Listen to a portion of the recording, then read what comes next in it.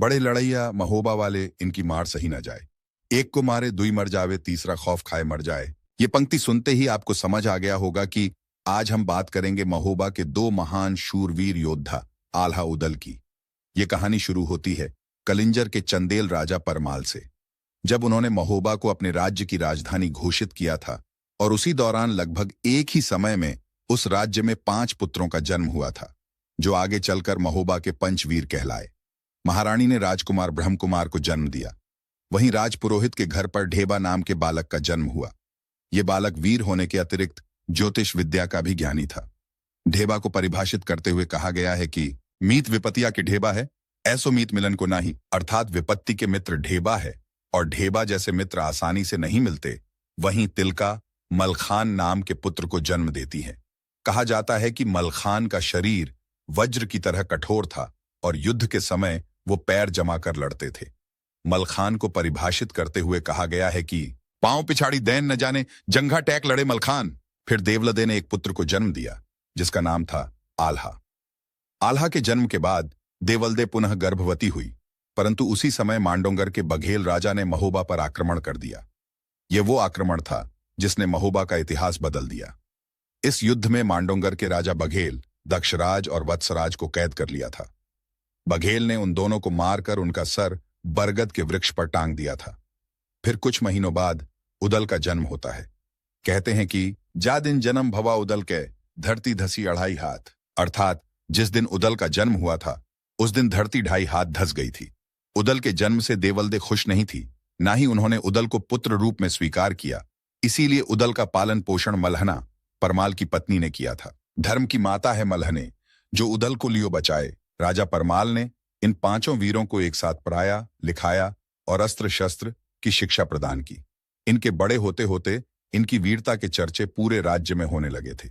एक दिन जब परमाल सभी वीरों की प्रशंसा कर रहे थे, तब उदल का नाम आते ही उनका मामा माहिल उदल की निंदा करता है और उसकी वीरता पर प्रश्न चिन्ह लगा देता है, क्योंकि बाप का बैरी जो ना मारे ओकर मांस गिद्ध ना खाए। अगर उदल सच में एक शूरवीर है तो मांडोंगर जाकर अपने पिता चाचा के टंगे हुए सर यहां लाए और उनका अंतिम संस्कार करे। उसी समय वहां उदल आ जाते हैं और महाराज से पूछते हैं, महाराज किसके सर और कहां टंगे हैं? परमाल इस बात को काटने का प्रयत्न करते हैं, परंतु माहिल उदल से कहता है कि उदल के पिता चाचा का सर मांडोंगर में टंगा हुआ है। फिर माहिल कहता है कि पूरा सत्य उदल को अपनी मां से पता चलेगा। उदल एक क्षण व्यर्थ किए बिना ही अपनी मां के पास जाते हैं। उदल के बहुत पूछने के बाद देवलदे उन्हें बताती है कि टंगी खोपड़िया बाप चचा की, मांडोगर बरगद की डार, आधी रतिया की बेला में खोपड़ी कहे पुकार पुकार, कहवा आल्हा, कहवा उदल, कहवा मलखे लड़ते लाल, बच के आना मांडोगर में, राज बघेल जीवता काल। अरे बेटा अभी उम्र है बारी भोरी, खेलो खाओ दूध और भात, चढ़े जवानी तब वाहन पर, तब जाके बघेल को मार। ऐसा गर्जा है दिवला का जैसे बिजली कौंधा खाए। भुजा उठाकर अब उदल ने और माता से कहा सुनाए, मत घबरावे तू अब माता, मांडोराज को मैं देखूं जाए, वंश सहित बघेल को मारूं, नाम मेरा उदल चंद राय, मार के मांडो नरघा कर दूं, पक्का ताल देऊं बनवाए, खाल खींचकर भूंस भरवा दूं, ऊपर दाएं देऊं चलवाए, आग लगा दूं मैं मांडो को, सबका देऊ तेल करवाए, बाप के बदले शीश मांडो का, महोबे में देऊ लटकाए। उदल को सत्य का पता चल जाता है कि उनके पिता और चाचा का सर मांडोंगर में टंगा है। वो अपनी मां देवलदे और अपनी धर्म मां मल्हाना का आशीर्वाद लेकर राजा परमाल के पास जाते हैं। महाराज उनसे कहते हैं कि मांडोंगर को भेदना आसान नहीं है और अभी तुम्हारी आयु ही क्या है। उदल परमाल से कहते हैं कि क्षत्रिय की आयु अधिक होनी भी नहीं चाहिए। 12 बरस लौ कूकर जीवय, 16 लौ जिय सियार, बरस 18 क्षत्रिय जीवय, आगे जीवय को धिक्कार। ये सुनकर परमाल उन्हें आशीर्वाद देते हुए कहते हैं कि यदि युद्ध में पराक्रम के साथ बुद्धि का उपयोग करोगे तो तुम्हारी विजय निश्चित है। उसी दिन परमाल आल्हा को महोबा का सेनापति घोषित कर देते हैं और फिर उन 5 वीरों को 5 घोड़े देते हैं। इसके साथ ही महोबा की सेना मांडोंगर की ओर चल पड़ती है। सेना का नेतृत्व ब्रह्मा कुमार कर रहे थे और वो अपनी सेना के साथ मांडोंगर के पास बबूल के जंगल में पड़ाव डालते हैं। वहीं आल्हा उदल योगी के भेष में मांडोंगर के किले में जाते हैं और वहां उनका काफी सत्कार भी होता है। वे रानी से दुर्ग की परिक्रमा करने का आग्रह करते हैं तो रानी राजकुमारी को आदेश देती हैं कि योगियों को संपूर्ण दुर्ग दिखाया जाए। इसी बीच राजकुमारी से आल्हा और उदल को पता चलता है कि वहां एक सुरंग है जो सीधे उसी बबूल के जंगल में जाकर निकलती है जहां महोबा के सैनिक थे। अगली सुबह ही महोबा की सेना मांडोंगर पर आक्रमण कर देती है। ये देखते ही बघेल राजा युद्ध की बागडोर अपने पुत्र को दे देता है। आल्हा इस युद्ध को पंचव्यूह की रचना के साथ लड़ने का निर्णय लेते हैं और फिर युद्ध आरंभ होता है। बघेल का पुत्र कलिंगर आल्हा की आंखों में धूल झोंककर सीधे उदल पर वार करता है, परंतु उसी समय उदल का घोड़ा अपनी चाल बदल देता है और उदल के प्राण बचा लेता है और कलिंगर का भाला धरती में धंस जाता है। गज भर धरती चीरत फारत, भाला धरती गया समाये, धन्य धन्य है घोड़ा बैदुला जो स्वामी को लियो बचाए। इसके बाद उदल कलिंगर पर यह कहते हुए टूट पड़ा कि पहली वाणी में बोलत नहीं, दूजी में करते नहीं रार, और तीजी वाणी में छोड़त नहीं, मुंह में ठूंस देई तलवार। उदल के पहले वार में ही कलिंगर घायल हो जाता है और युद्ध भूमि छोड़कर चला जाता है। यह देखकर उसकी सेना का मनोबल टूटने लगता है, परंतु उसी क्षण सूरज आल्हा को ललकारता है कि स्विंग सेना का रक्त बहाना व्यर्थ है। हम दोनों द्वंद्व युद्ध करते हैं और उसी से विजय पराजय का निर्णय हो जाएगा। आल्हा कहते हैं कि अगर मैं तुमसे लड़ा तो दुनिया मुझ पर हंसेगी कि आल्हा ने एक बच्चे को हरा दिया। तुम्हारे लिए तो मेरा भाई उदल ही काफी है। इसके बाद उदल और सूरज में द्वंद्व युद्ध आरंभ होता है। वो ऐसा युद्ध था कि रक्त से भूमि लाल हो गई थी। भुजा बहादुर फड़कन लागे, नाचन लगे मुछ के बाल, कट कट मुंड गिरे खेतन में, उठ उठ रुंड करे तकरार। कलिंगर उदल पर वार करते करते थक जाता है और मौका देखते ही उदल अपनी तलवार से कलिंगर का सर धड़ से अलग कर देते हैं। युद्ध का निर्णय उसी क्षण हो जाता है, परंतु सूरज ढलने के कारण दोनों सेनाएं अपने शिविर में चली जाती हैं और अगले दिन की सुबह राजा सुरंग से भागने का प्रयत्न करता है, लेकिन उदल सुरंग खुलने के मार्ग पर राजा की प्रतीक्षा कर रहे थे। राजा को बिना कोई मौका दिए वो उसका सर काट देते हैं। युद्ध समाप्त हो जाता है और चारों ओर महोबा की सेना की जय धुनी बजने लगती है। पांचों वीर वापस आकर सबका आशीर्वाद प्राप्त करते हैं। आल्हा सम्मान सहित अपने पिता और चाचा का अंतिम संस्कार करते हैं और उदल की प्रतिज्ञा पूरी होती है।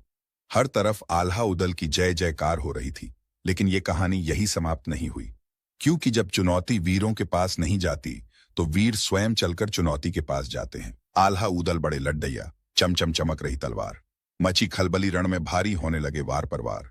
जब जब दुश्मन रण में आए टूट पड़े उदल तत्काल, काट काट सर, धूल चटाते कर रणभूमि को रक्त से लाल। आल्हा उदल लड़ी लड़ाई, उदल तभी भरी हुंकार, चुन चुन सारे दुश्मन मारे उदल करते हैं संहार। महाबली उदल बलशाली, भीम सरीखे विपुल महान, सेना जब जब आल्हा गाए लड़ते जाएं वीर जवान। बड़े लड़ैया महोबा वाले इनकी मार सही न जाए, एक को मारे दुई मर जावे, तीसरा खौफ खाए मर जाए, मरे के नीचे जिंदा लुक गौ ऊपर लोथ लई लटकाए। मांडोगर की जीत के बाद हर तरफ आल्हा उदल की जीत की कीर्ति फैल गई थी, लेकिन मामा माहिल के मन में अभी भी ईर्ष्या और द्वेष भरा हुआ था। फिर एक दिन वो मलखान को बताता है कि पृथ्वीराज ने आक्रमण करके सिरसागढ़ का राज्य उसके पिता से छीन लिया था। ये बात सुनकर मलखान आग बबूला हो गया। फिर वो उसी क्षण महाराज परमाल के पास गया। उसने अपने प्रश्नों के उत्तर मांगे कि इतने वर्षों में किसी ने उसे ये बताया ही नहीं। महाराज परमाल उसे समझाते हैं कि गड़े मुर्दे उखाड़ने से कुछ नहीं होगा। पृथ्वीराज की सेना बहुत बड़ी है, उन्हें पराजित करना इतना आसान नहीं होगा। परंतु बात मलखान के आत्मसम्मान की थी। बहुत लंबी चर्चा के बाद सिरसागढ़ पर आक्रमण का फैसला सुनाया गया। एक बार फिर आल्हा के हाथों में महोबा की सेना की कमान थी। युद्ध से पूर्व पृथ्वीराज के पुत्र पार्थ को संदेश भेजा गया कि या तो युद्ध करो वरना किला खाली कर दो। इस अकस्मात संदेश को देखकर पार्थ घबरा गया। उसने उसी क्षण महामंत्री को बुलाया। मंत्री सुझाव देता है कि महाराज पृथ्वीराज चौहान को इस युद्ध के बारे में सूचित कर देते हैं।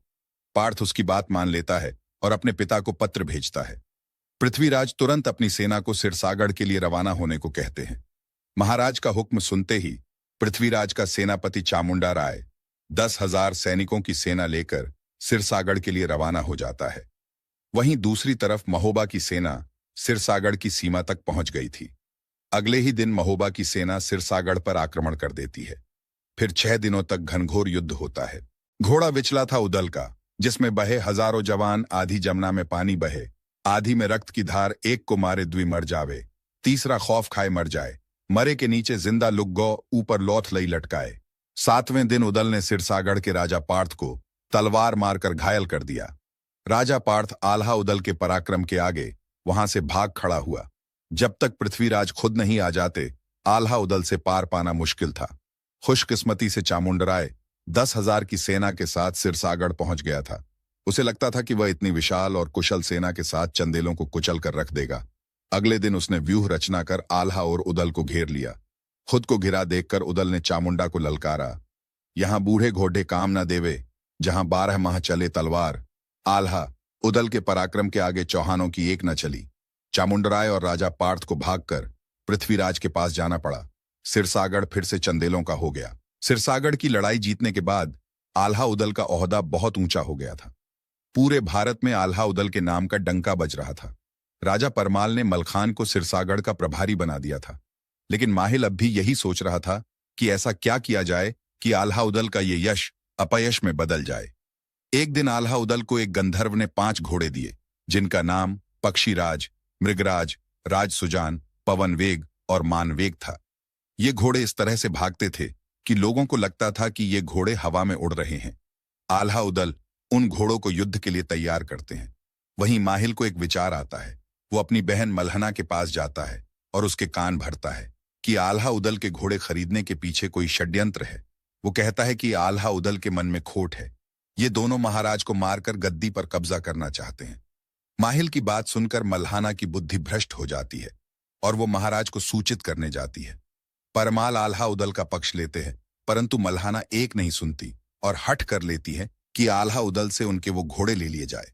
परमाल आल्हा उदल को बुलाते हैं और उनसे वो घोड़े मांगते हैं। ये सुनकर सभी चकित हो गए। आल्हा राज दरबार से चला जाता है और उदल अपनी पगड़ी और गहने उतार कर फेंक देता है। आल्हा उदल अपनी मां के साथ एक अज्ञात स्थान की ओर चल देते हैं और ये खबर कन्नौज के राजा जयचंद के पास पहुंचती है। जयचंद उन दोनों के सामने कन्नौज का सेनापति बनने का प्रस्ताव रखते हैं और आल्हा उदल इस निमंत्रण को स्वीकार कर लेते हैं। राजकीय सम्मान के साथ उन दोनों का स्वागत हुआ। इतना सब होने के बाद भी माहिल का षड्यंत्र खत्म नहीं होता और वो पृथ्वीराज चौहान के पास जाकर उन्हें महोबा पर आक्रमण करने के लिए कहता है। पृथ्वीराज महिल की बातों में आ जाते हैं और इस बार चामुंडा राय 50,000 सैनिकों के साथ महोबा पर आक्रमण करता है। उधर परमाल अपने पुत्र ब्रह्मा के कहने पर आल्हा उदल को एक पत्र भेजते हैं।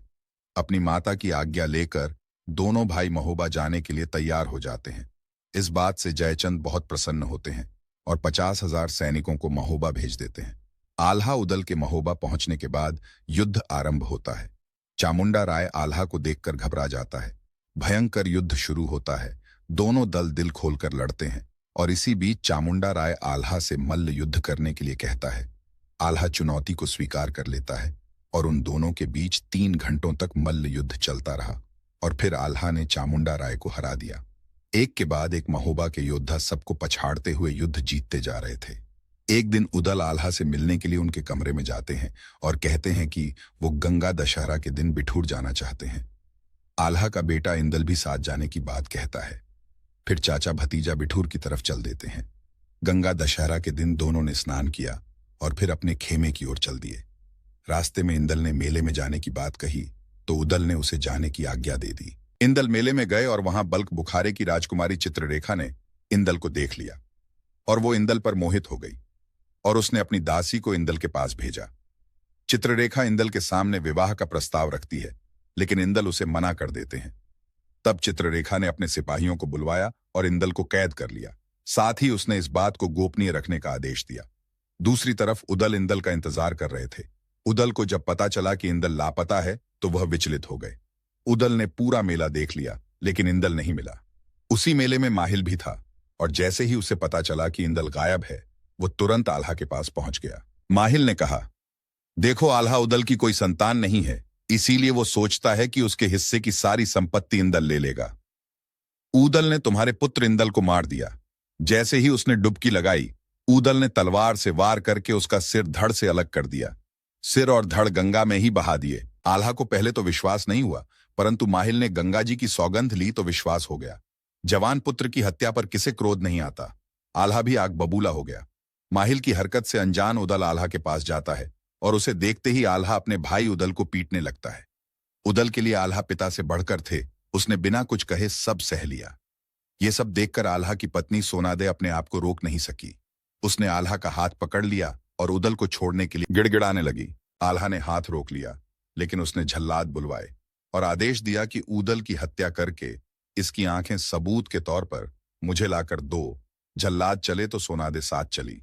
उन्हें रोककर कहा, किसी हिरण का शिकार करके आंखें निकाल लाना, पर ऊदल को मत मारना। इनाम के रूप में सोनादे ने अपने गले का कीमती हार झल्लादों को दे दिया। झल्लादों ने जंगल में ले जाकर ऐसा ही किया। ऊदल अब अकेला सोचने लगा कि जाऊं तो जाऊं कहां। फिर उदल अपने ससुराल पहुंच गए और सब कुछ मकरंद राय को बताया। मकरंद ने इंदल को ढूंढने के लिए हर तरफ गुप्तचर भेज दिए थे। कुछ दिन बाद एक गुप्तचर मकरंद को बताता है कि बलक बुखारे की राजकुमारी ने ही इंदल को अगवा किया है। ये बात पता चलते ही उदल ने बलक बुखारे पर हमला कर दिया, लेकिन बलक बुखारे के राजा घबरा गए और उन्होंने अपना दूत भेजा। तब मकरंद ने उस दूत को सारा किस्सा बताया। ये बात पता चलते ही बलक बुखारे के राजा ने मकरंद और उदल को आमंत्रित किया और उनसे क्षमा मांगी और बताया कि इस बारे में उन्हें कुछ नहीं पता था। बलक बुखारे के राजा ने इंदल को वापस उदल को सौंप दिया और फिर मकरंद, उदल और इंदल वापस चल पड़े। रास्ते में मकरंद ने इंदल और उदल को सिरसागढ़ छोड़ दिया। इंदल को जीवित देखकर मलखान बहुत खुश हुए और फिर उसे महोबा भेज दिया। राजा परमाल ने आल्हा और सोनादे को बुलाया। वो दोनों अपने बेटे को देखकर बहुत खुश हुए और बहुत देर तक रोते रहे। मलखान ने अपने दूत के हाथों एक पत्र भेजा था और उस पत्र में इंदल के साथ जो कुछ हुआ वो सब लिखा हुआ था। आल्हा के सर पर पहाड़ टूट पड़ा था। उन्हें एहसास हुआ कि उनसे कितनी बड़ी गलती हुई है। तभी इंदल ने आल्हा को बताया कि काका श्री जीवित हैं। ये सुनते ही सबकी खुशी का ठिकाना ना रहा। आल्हा तुरंत सिरसागढ़ गए। उदल को देखते ही आल्हा ने उन्हें गले लगा लिया और दोनों भाई एक दूसरे से लिपटे रहे। कहते हैं कि उस दिन दोनों भाइयों के इस प्रेम को देखकर स्वर्ग के देवताओं ने भी फूल बरसाए थे। बुंदेलखंड विजय का सपना लेकर पृथ्वीराज चौहान ने चंदेल शासन पर हमला किया था। बैरागढ़ में हुए भीषण युद्ध में आल्हा के भाई ऊदल को वीरगति प्राप्त होती है। इसके बाद आल्हा भाई की मृत्यु की खबर सुनकर आपा खो बैठते हैं और पृथ्वीराज चौहान की सेना पर कहर बनकर टूट पड़ते हैं। भीषण युद्ध के बाद पृथ्वीराज चौहान और आल्हा रण में एक दूसरे के सामने आ गए। आल्हा ने भीषण लड़ाई में पृथ्वीराज चौहान को हरा दिया, लेकिन कहा जाता है कि अपने गुरु गोरखनाथ के आदेश पर आल्हा ने पृथ्वीराज चौहान को जीवन दान दे दिया था। उदल के बिना आल्हा अधूरे थे। उनके मन में वैराग्य आ गया और उन्होंने संन्यास ले लिया और मां शारदा की भक्ति में लीन हो गए। मान्यता है कि मां ने उनकी भक्ति और वीरता को देखकर अमर होने का वरदान दिया था। अपने विचार हमें कमेंट में बताएं और ऐसी ही रोचक कहानियों के लिए हमारे चैनल चमत्कारी किस्से को सब्सक्राइब करें। धन्यवाद।